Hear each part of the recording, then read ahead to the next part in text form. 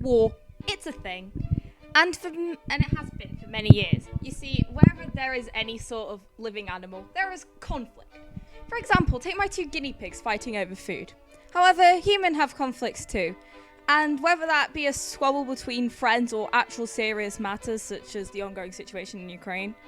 Now, for a quick disclaimer, this is homework, and I'm putting it underneath the education category before Susan Wojcicki Face tries to destroy this channel, because I've got a strike before, and that was very sad.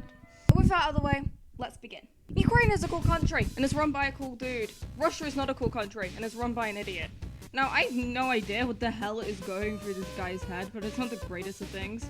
From my basic understanding, Russia, a 17.1 million kilometers square country, which mostly consists of spare farmland, wants to take over Ukraine because blah blah blah, money and power.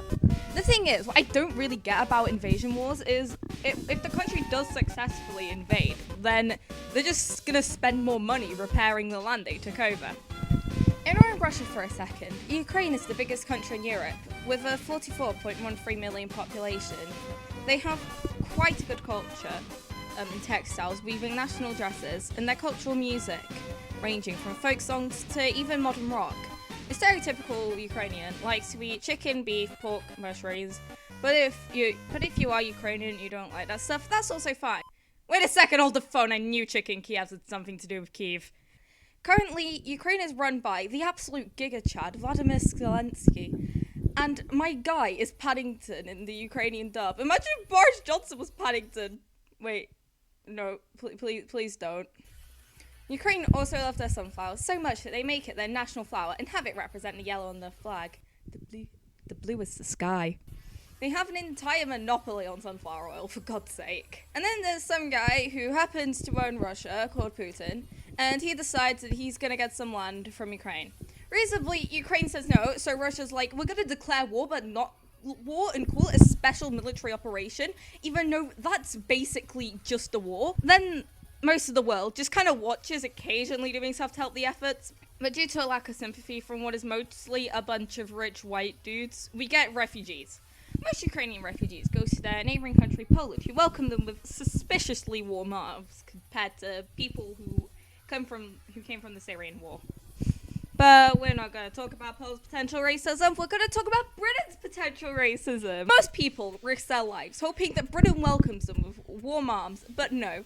First of all, we describe them as illegal, already putting them in a bad light and just overall just bad, because illegal equals breaking law, and we don't like people who break the law. No, they're not good people.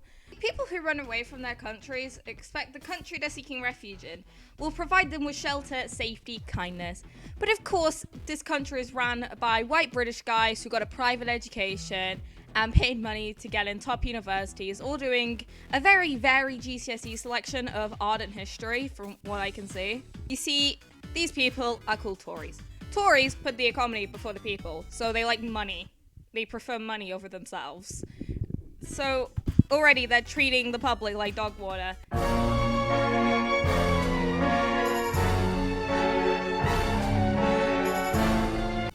With that out of the way, how would you think they treat people who literally risk their lives to get to England? Well, we tried to send them on planes to Rwanda, of course. Now, I don't want to send any hate to Rwanda, but they do have a bit of a reputation. Now, you already know that your rubbish and definitely not slightly racist plan is bad when you get Prince Charles, the next in line to the throne, saying that it's a bad idea. And of course, there's the legal trouble that kind of just postponed like all the flights. You see, there are about 5 people that were due to go on this plane. Now I'm gonna show you actual pictures of the plane, probably. I don't know. I don't know what I'm gonna do with editing like a minute later after recording this. The thing is, the size of this plane is massive. For 5 people, it's just unnecessary and stupid. You could have at least like sent them on like some sort of like private jet thing, but no, you just send them on a general like passenger plane.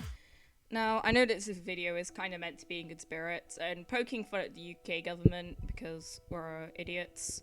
But on a serious note, this war is very real, and a massive shopping centre recently got blown up at the time of writing the script, and I don't think it's going away anytime soon. I'm going to link some charities that can help with the war, in the description. And my dearest wishes go out to the victims and all those people caught up in horribly managed refugee schemes.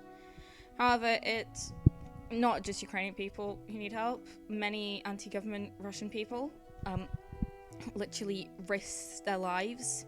They could serve prison sentences and things like that just because of their political beliefs.